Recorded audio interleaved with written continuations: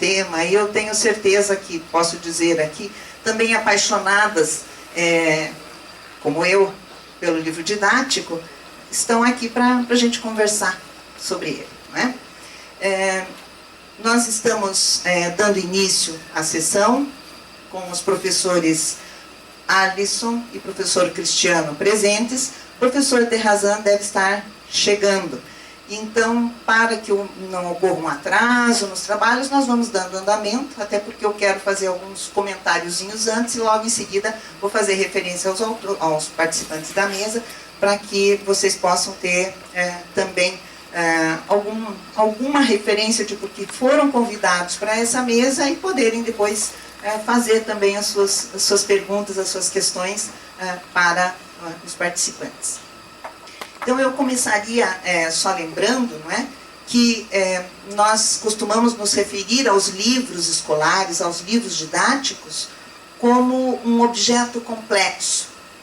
Os pesquisadores que trabalham com livros didáticos costumam usar essa expressão, ela é muito repetida nos textos, justamente porque presente na escola, desde as suas origens, enquanto um certo jeito de ser escola, não é? Os manuais didáticos nasceram para cumprir uma função muito específica. Claro está que por ser também algo que faz parte do cotidiano das escolas, nós dificilmente paramos para pensar sobre ele nas suas raízes.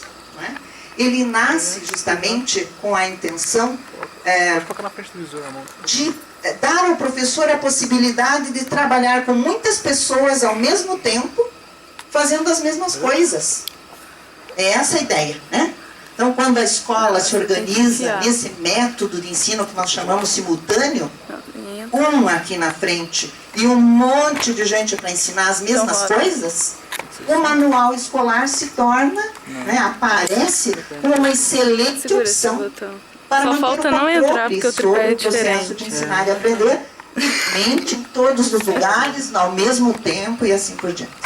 Então, ele nasce desse jeito, lá no final dos séculos XVI, XVII, e é claro que ele está, então, relacionado a isso que nós dizemos, uma certa forma escolar.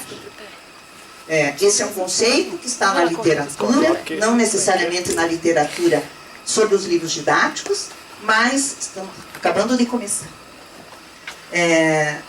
Está na literatura, no campo educacional, não necessariamente na literatura sobre os livros didáticos, mas que chama atenção para o fato de que a escola tem um certo jeito, tem uma carinha, que nós identificamos muito facilmente, e que os manuais estão absolutamente ligados a essa cara, esse jeito que a nossa escola tem. Bem, por que é importante a gente dizer isso? Porque, justamente em função disso, entender o livro didático na pesquisa significa entrar nesse mundo escolar e entendê-lo muito para além daquilo que é a aparência, a superfície desse processo. Compreender o livro didático, essa coisa tão banal, tão comum, muitas vezes tão desprestigiada,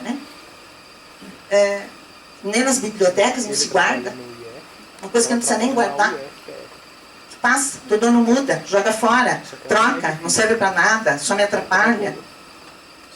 Os livros didáticos expressam uma porção de coisas que a gente, na pesquisa, se obriga a entender quando vai falar de livro didático.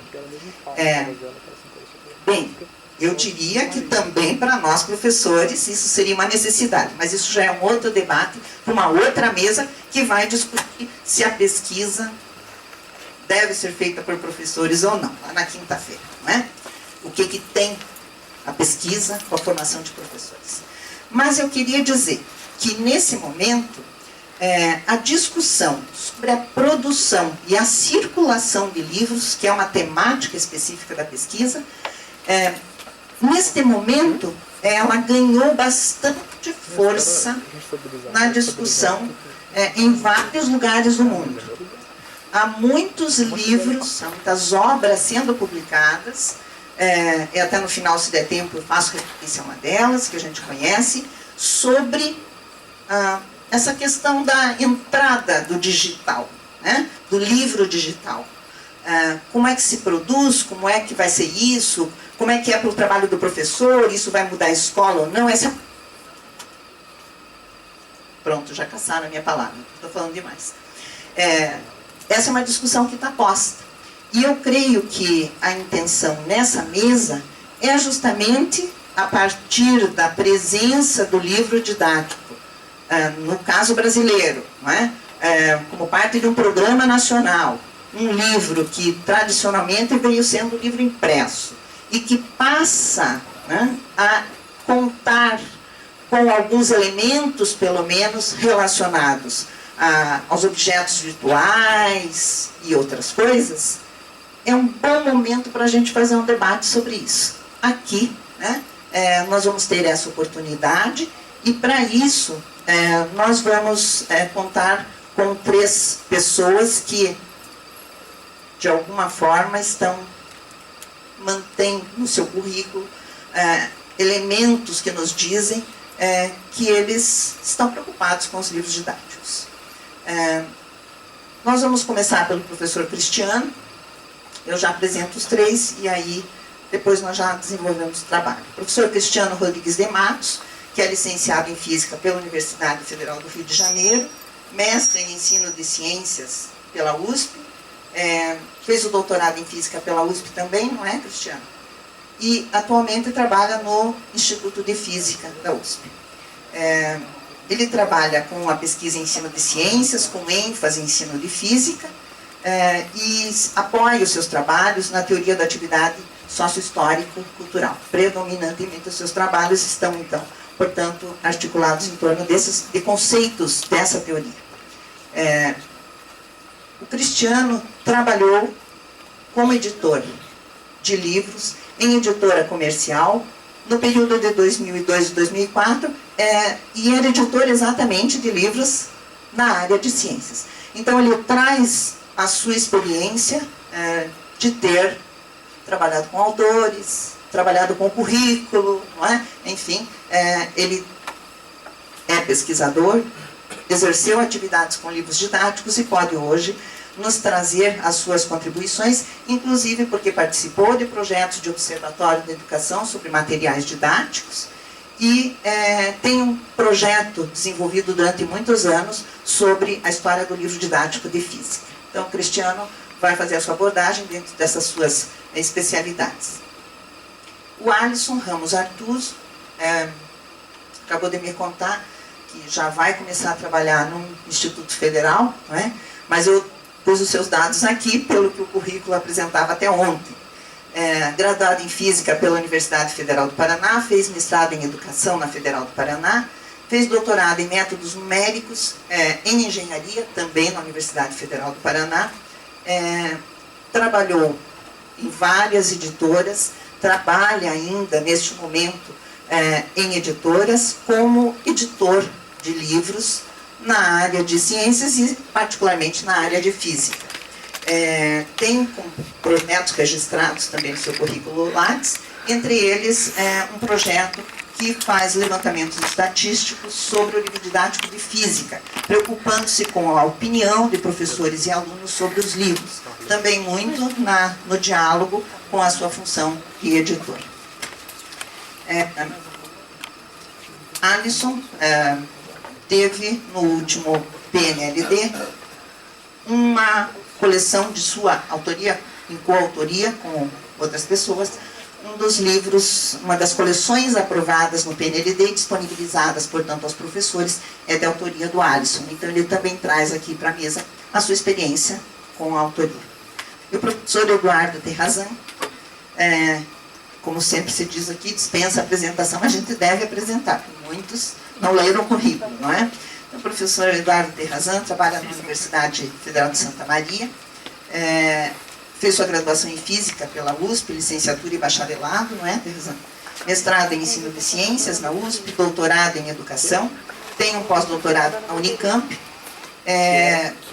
trabalha no programa de pós-graduação da Universidade de Santa Maria, e entre as suas pesquisas há vários temas relacionados à formação de professores, ao desenvolvimento profissional de professores, o trabalho docente, aprendizagem na docência, mas eu destacaria, creio que para essa mesa, não é, Terrazan, os trabalhos que ele tem desenvolvido analisando a incidência das políticas educacionais nas redes públicas escolares. Então, os estudos que o Terrazan com o seu grupo tem feito a respeito dos livros didáticos dentro do Programa Nacional de Livros Didáticos e a presença desses livros nas escolas, os critérios de seleção que os professores usam, acompanhando, né, com seu grupo de pesquisa, professores utilizando os livros em sala de aula, nos dão, inicialmente, né, a possibilidade de ver que a contribuição do Terrazan nesse sentido será bastante grande na mesa pela experiência que ele acumulou ao longo do tempo nas pesquisas sobre o livro didático. Também destacaria que, neste momento, não é, Terrazan, você é uma das pessoas responsáveis pela avaliação dos livros didáticos de física junto ao Ministério da Educação, portanto, com companheiros, com colegas de várias instituições do Brasil todo, pessoas que estão, inclusive, aqui presentes no evento, não necessariamente nesta reunião, não é? Mas pessoas que vêm trabalhando com o Terrazan neste último programa, não é? Que você assumiu já no anterior. No anterior. Então, são dois processos de avaliação de livros didáticos de física que o Terrazan coordena. Então, nós temos aqui um bom conjunto de experiências sobre livros didáticos para que a gente possa ouvi-los, não é? E, em seguida, abrir um espaço para o debate. Eu agradeço aos três, né?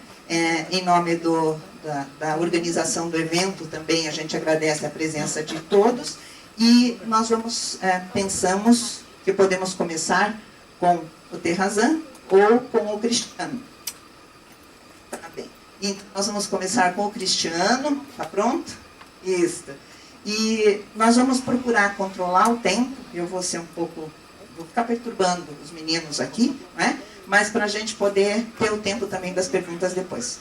20 minutos para cada um e depois a gente abre para as discussões. Está bem assim?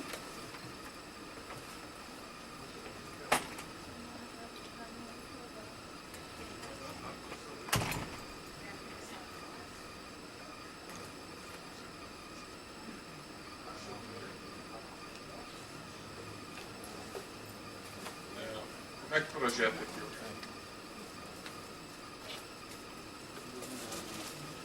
Foi. Bom,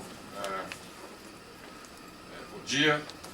Como vocês já viram, eu sou Cristiano, né? A perspectiva dessa minha fala aqui hoje, ela está muito ligada a tentar olhar o livro didático, não na sua especificidade, na sua complexidade, do seu uso imediato, mas como que ele se insere no que eu estou chamando de cadeia de atividades da atividade escolar, certo?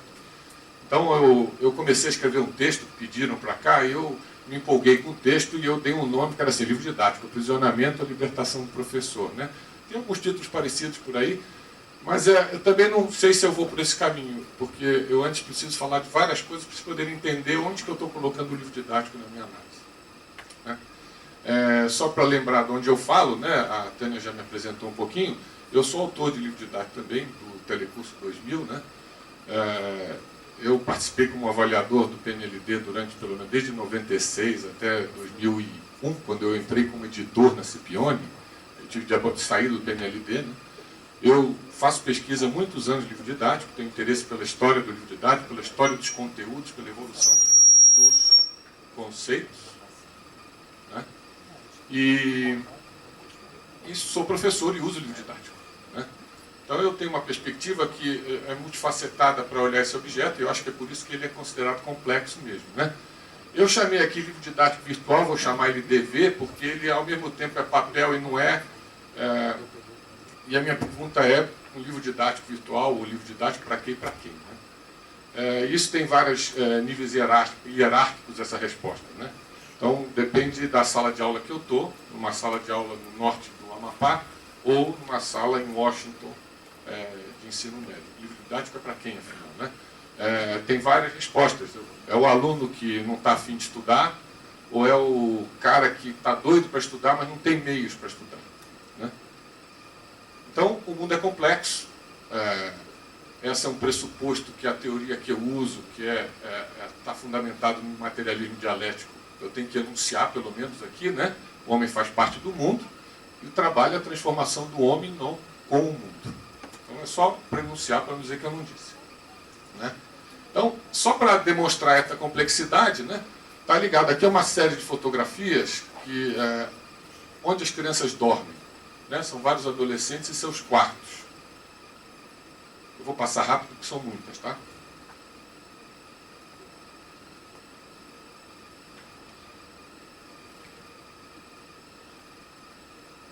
E é incrível que a dialética funciona porque você vê coisas comuns, mas vê coisas que não tem coisas comuns, né?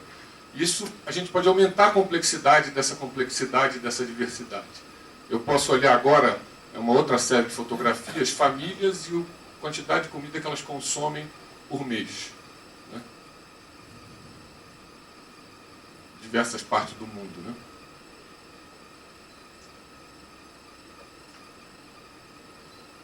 Eu posso pegar salas de aula do mundo inteiro.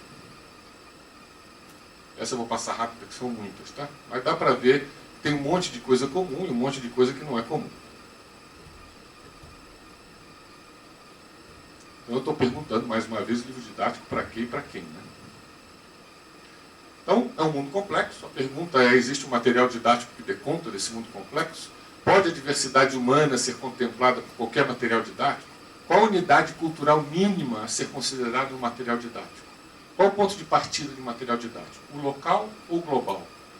Como relacionar o global e o local no material didático de forma a respeitar as diferenças vivenciais, afetivas, volitivas, cognitivas? Então eu vou tentar modelar, ou pelo menos usando esse modelo da teoria da atividade, mostrar como que uma forma de tentar entender esse objeto, né? Então essa é a minha representação para o mundo complexo. Um mundo cheio de elementos, vários níveis hierárquicos, altamente conectados entre si. O primeiro modelito de interação para eu chegar na complexidade é o Vygotsky, que é o homem que sustenta toda essa história, tá certo? Ele diz que as pessoas têm um nível de desenvolvimento real, que é quando as pessoas conseguem resolver problemas sozinhas, né? Mas quando ela está em interação com outra pessoa, aparece um outro nível cognitivo, chamado nível de desenvolvimento potencial, que você passa a conseguir resolver problemas que antes você não conseguia sozinho, né? E essa interação se dá no que ele chama de zona de desenvolvimento proximal. E aí tem a relação sujeito-objeto mediada por um artefato. Isso é o que a gente vê na literatura de modo geral. Eu posso complexificar as interações. Em vez de ser dois sujeitos, eu posso pegar dois grupos, grupos de grupos, instituições, estados, nações, na complexidade do homem. E eu posso complexificar o quanto eu quiser, só que o problema é que quando eu complexifico muito eu não consigo analisar, né? Porque é complexo demais, então eu vou fazer um recorte. E essa é a unidade de análise na teoria da atividade, que é o que a gente chama de atividade. Eu pego uma parte dessa complexidade e trabalho como uma unidade de análise. Tem vários níveis hierárquicos aí. Por exemplo, o exemplo da caça, né? Tem um sujeito batendo bumbo no meio da floresta, né? O Obama. E aí você vai, o que você está fazendo?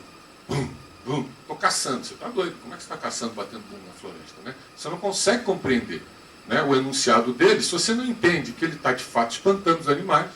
Tem um grupo de pessoas que vai matar os animais, outro grupo que vai cortar a pele, dividir a carne e distribuir a produção, né? Então você só consegue entender que ele fala que está caçando porque você consegue ver a cadeia de atividades que estão coordenadas, né?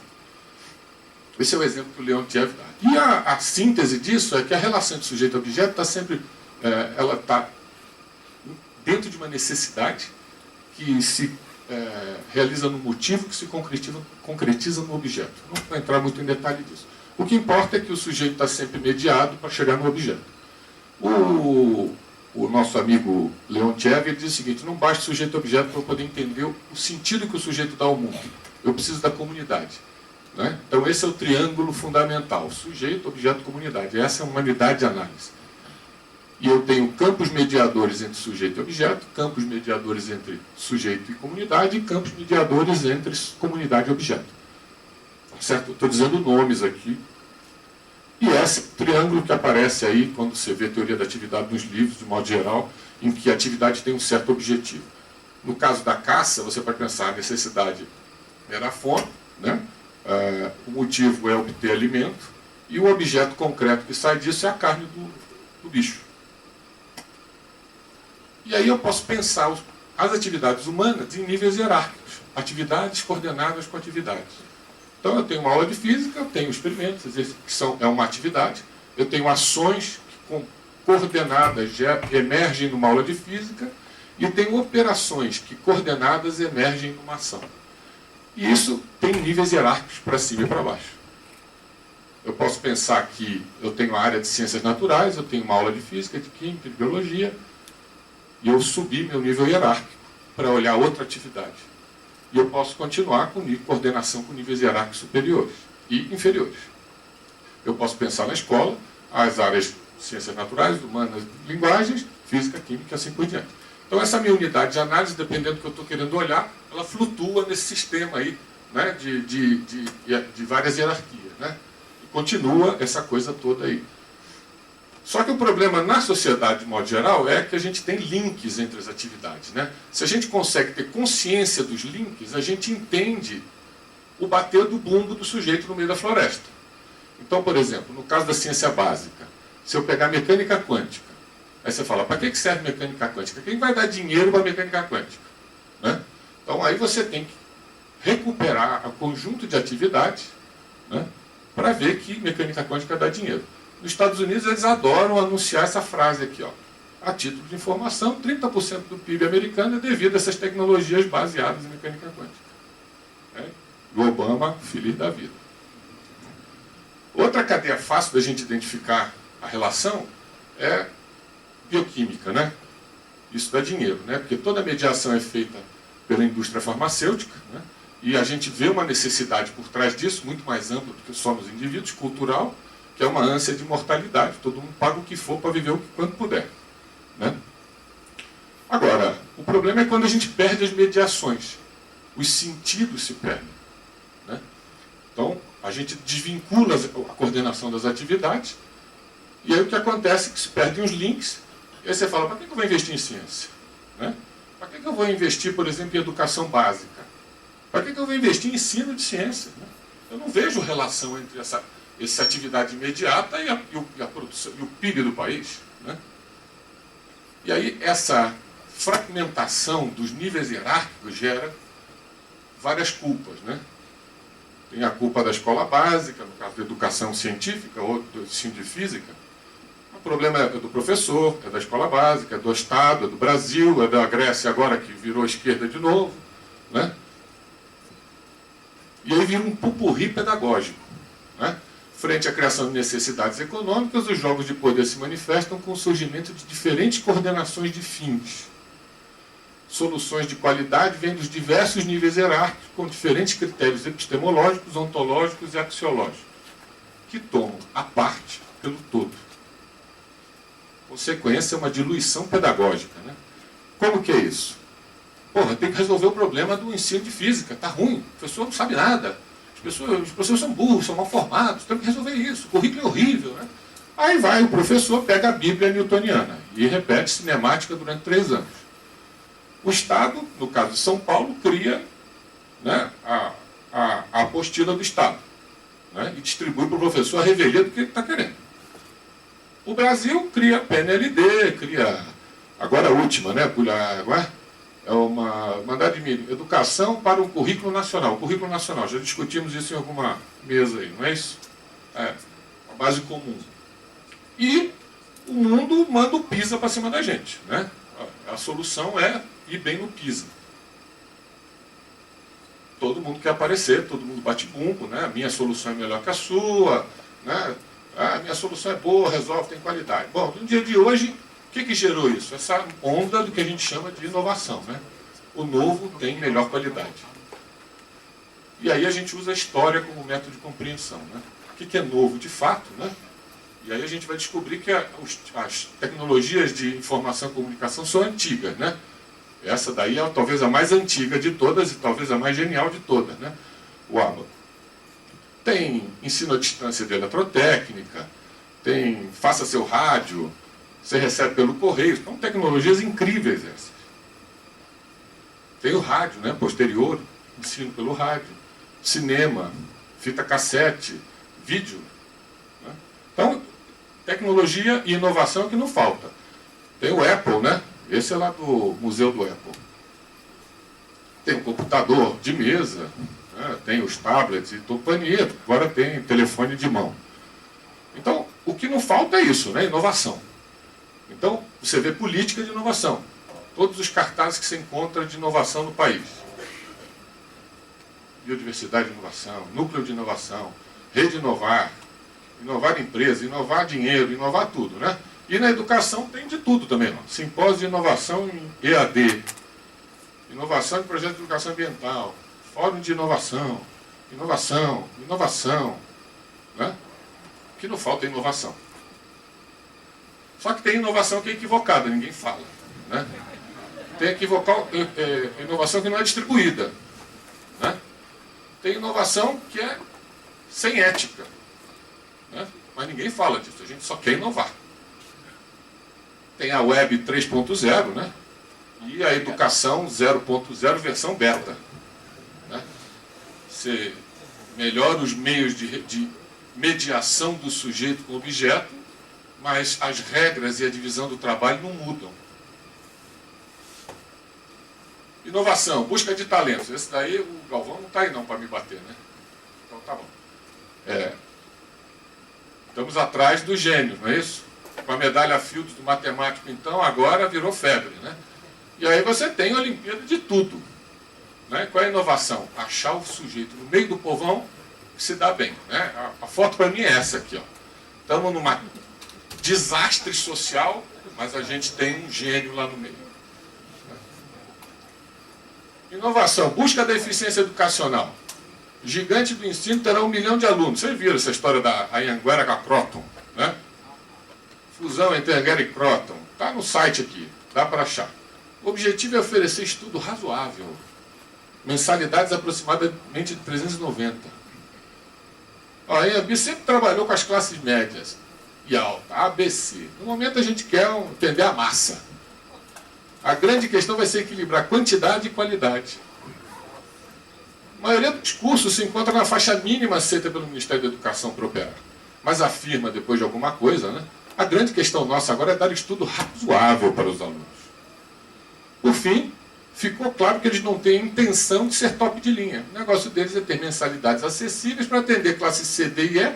A preocupação deles quanto à qualidade é não serem vetados pelo MEC. E aí a eficiência financeira, né? Que essa é outra questão que está por trás. Essa aqui é todo mundo já, né? Usar como Bíblia, chamar o livro de oráculo, né? Sai até na Folha de São Paulo. Isso aqui é final do dezembro do ano passado, né? Então está aí o professor, né? Se vocês lembrarem as Bíblias que percolaram o tempo, né? Temos o nosso amigo Ramalho, né? No ensino superior, o nosso amigo Hadley, que não é só no Brasil, né? Nos Estados Unidos e na Polônia. Descobri ele na Polônia também. É incrível como é que é Holy Bible mesmo, né? Então, na era virtual, e essa era virtual que a gente está vivendo? Ela é inegável, né? Ela é uma necessidade. Por que ela é uma necessidade? Porque é uma nova sociogênese. Tem moleque que não chupa mais uma madeira, lambe o teclado, né? E importa a cultura, né? Não importa. É um instrumento que está disseminado de tal ordem que a gente não tem como negar. Não adianta fingir que não existe. Mas e o professor na era virtual, né? Está lá, tudo bem, turma, eu vou fazer a chamada. Se sobrar tempo, eu dou aula, né? Com aquela turma gigante. E aí você instrumentaliza todo mundo, né? Todo agora tem acesso a um instrumento mediador dessa natureza. E o professor, quando ia descansar em casa, agora fica trabalhando no AVA da escola, né? Como é o nome? AVA é Ambiente Virtual de Aprendizagem. Ele fica corrigindo coisa lá em casa. Ele fica que nem adolescente no celular para saber se o aluno postou o que devia, não devia. Então a pergunta é, basta mudar os instrumentos mediadores da atividade? Então esse nosso triangulinho, né, que eu tentei mostrar com a caça como exemplo, né, a pergunta é, o que está acontecendo com a mudança dos mediadores? Eu tenho livro didático, eu tenho computador, eu tenho livro didático virtual, ou o que seja. Eu aprendo a escrever. Isso se torna um instrumento, isso é um objeto de aprendizado. Eu aprendo a escrever. Quando eu internalizo a escrita, ele se torna instrumento de mim.